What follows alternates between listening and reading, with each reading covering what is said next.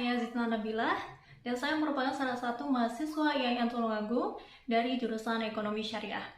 Dalam video ini saya akan melampirkan beberapa hasil dari praktek pengalaman lapangan yang sudah dimulai sejak tanggal 18 Januari hingga 26 Februari 2021 kemarin.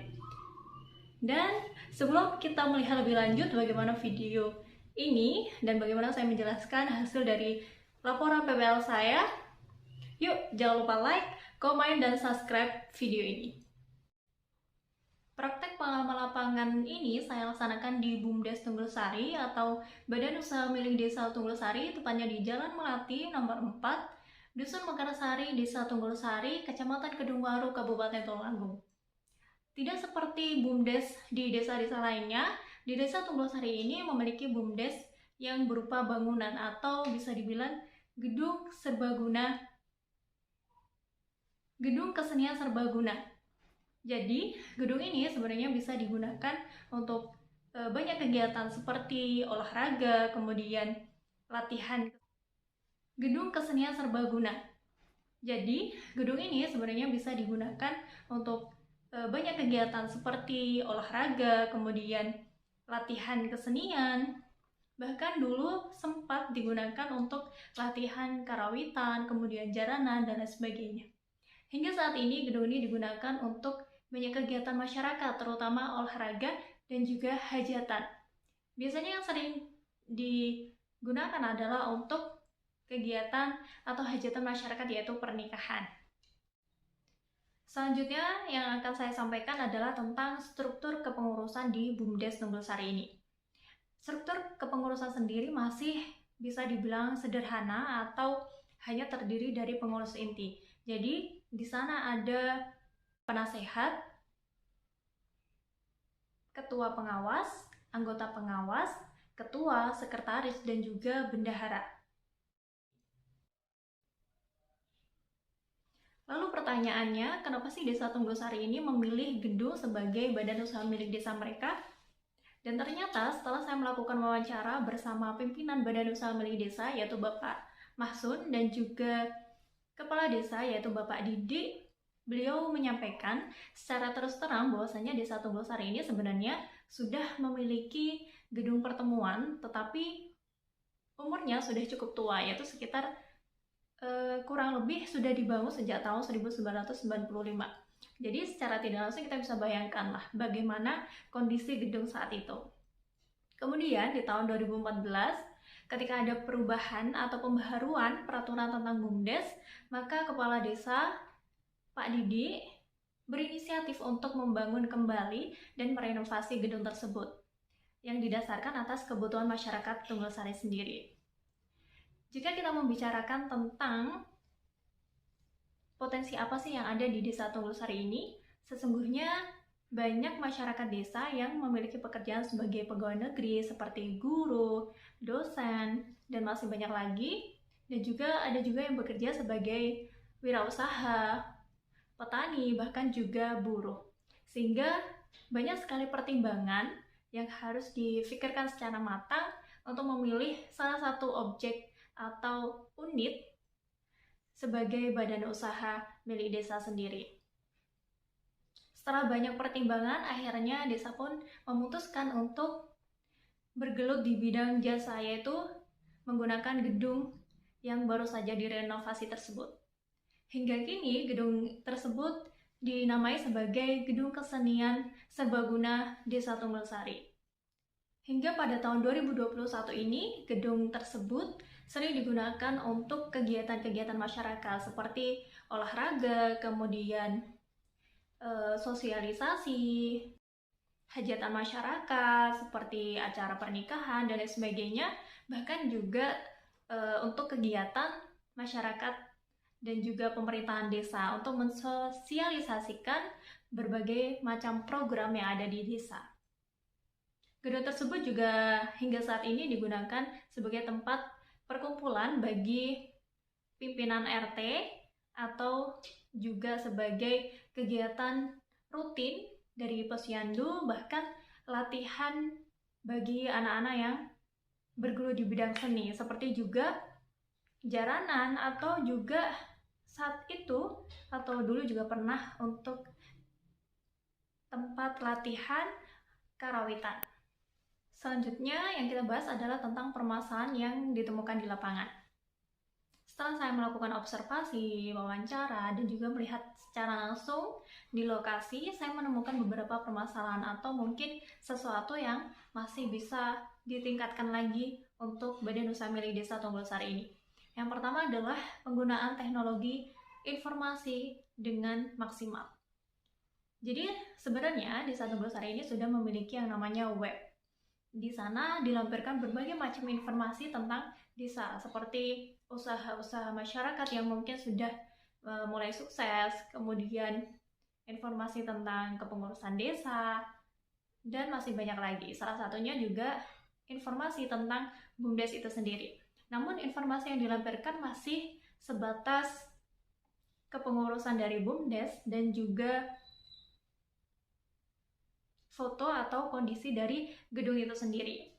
Informasi selebihnya biasanya masyarakat langsung menghubungi kepada ketua atau pimpinan BUMDes yaitu Bapak Mahsun. Sehingga masyarakat yang ingin menggunakan gedung atau menyewa gedung untuk kegiatan olahraga misalnya atau untuk hajatan seperti pernikahan, maka masyarakat biasanya langsung menghubungi ke Bapak Mahsun. Nah, mungkin kita bisa menggunakan media atau teknologi informasi ini secara lebih maksimal. Salah satunya adalah menggunakan media sosial, di mana dengan media sosial ini kita bisa mempublikasikan gedung atau objek sewa kita dengan lebih luas kepada masyarakat. Selanjutnya juga di media sosial tersebut kita bisa melampirkan waktu-waktu kapan saja yang mungkin sudah diambil oleh sebagian masyarakat yang sudah menyampaikan atau melaporkan terlebih dahulu bahwa mereka akan menggunakan gedung tersebut. Dengan media sosial juga kita bisa memastikan atau masyarakat bisa langsung memastikan kira-kira waktu kapan saja yang masih kosong atau dalam artian bisa disewa. Selain itu, dengan media sosial kita juga bisa menyampaikan berapa biaya dari sewa gedung tersebut. Selain itu, kita juga bisa melampirkan tentang kegiatan apa saja yang bisa dilakukan di gedung tersebut. Dan tidak lupa juga di sana kita bisa juga mencantumkan fasilitas-fasilitas yang bisa digunakan oleh penyewa untuk kegiatan mereka. Permasalahan selanjutnya yang saya temukan adalah kedisiplinan. Jadi, banyak masyarakat desa yang masih melupakan pentingnya merapikan kembali atau membersihkan kembali gedung seusai kegiatan. Beberapa kali telah ditemukan bahwa beberapa masyarakat ini meninggalkan gedung tidak dalam keadaan bersih, sehingga para pekerja atau yang memang mendapatkan amanah untuk membersihkan gedung ini butuh tenaga ekstra untuk membersihkan gedung. Apalagi setelah itu kemudian digunakan untuk kegiatan desa atau pemerintahan desa sendiri. Permasalahan berikutnya adalah tentang duplikasi kunci. Pada waktu itu, saat awal-awal penyewaan ini dibuka, banyak sekali masyarakat yang kemudian meminta duplikasi kunci, sehingga ini memudahkan mereka untuk membuka gedung itu sewaktu-waktu. Karena memang banyak masyarakat yang memang menyukai kegiatan olahraga. Namun setelah berjalannya waktu, ternyata banyak masyarakat yang kemudian tidak lapor terlebih dahulu kepada pengurus BUMDes ketika akan melakukan kegiatan olahraga tersebut. Bahkan terkadang ada juga masyarakat yang lupa mengunci kembali gedung tersebut, sehingga hal ini membuat para pengurus menjadi was-was. Akhirnya saya sendiri setuju dengan para pengurus BUMDes bahwasanya kemudian kunci ini hanya ada satu saja, jadi tidak perlu diduplikasi. Karena dengan begitu masyarakat yang ingin menggunakan gedung bisa atau akan selalu melaporkan terlebih dahulu kepada mereka, dan di waktu itu juga masyarakat bisa langsung membayar biaya sewa setiap harinya. Kemudian karena bentuk badan usaha milik desa ini bisa dibilang unik, maka kepala desa khususnya bahkan pimpinan BUMDes sendiri memiliki rencana atau banyak inovasi untuk mengembangkan adanya badan usaha milik desa ini. Dan salah satunya adalah pengelolaan sampah. Beberapa waktu lalu, pemerintah desa sudah mulai merencanakan yaitu pengolahan sampah, di mana nantinya sampah-sampah dari masyarakat ini dibedakan antara mana sampah basah, kemudian sampah yang bisa didaur ulang, dan lain sebagainya. Kemudian yang kedua adalah kepala desa sendiri juga berencana untuk mengembangkan BUMDes ini menjadi pasar desa, di mana nantinya pasar ini dibuka untuk masyarakat desa Tunggulsari khususnya, agar mereka dapat membuka usaha mereka di sana. Dan tentunya akan ada banyak sekali unit-unit usaha yang akan memudahkan masyarakat untuk membeli kebutuhan mereka. Kemudian selanjutnya pemerintah desa juga memiliki rencana untuk membangun sebuah taman atau tempat wisata. Semua perencanaan ini tidak lain adalah untuk kepentingan atau keberlangsungan pengembangan desa Tunggulsari itu sendiri. Namun karena masih berada di masa pandemi seperti ini, maka pemerintah desa, khususnya Bapak Kepala Desa, menyampaikan secara terus terang bahwa segala perencanaan tersebut masih dirahasiakan, dalam artian masih difikirkan matang-matang akan seperti apa dan akan bagaimana sistem atau mekanisme berjalannya perencanaan tersebut, sehingga nantinya ketika pandemi sudah selesai, perencanaan ini bisa benar-benar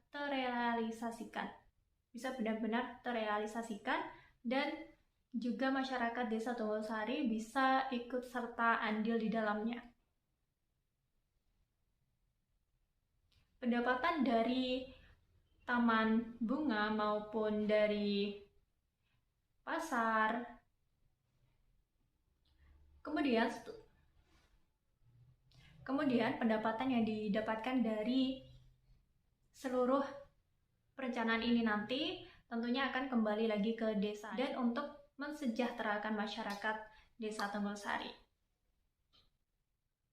Selain itu, kepala desa maupun pimpinan BUMDes sendiri, bahkan aparat desa yang lain itu memiliki impian bahwa nantinya anak muda juga ikut serta andil menjadi pengurus dari badan usaha milik desa itu sendiri. Karena apa?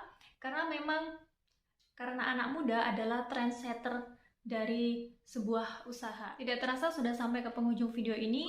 Saya Zinta Nabila mengucapkan terima kasih dan juga meminta maaf apabila masih ada banyak kesalahan maupun kekurangan dalam pengucapan maupun penyampaian data dari praktek pengalaman lapangan saya ini. Semoga bermanfaat dan tetap jaga kesehatan dan mematuhi protokol kesehatan, memakai masker, rajin mencuci tangan, dan juga menjaga jarak. Wassalamualaikum warahmatullahi wabarakatuh.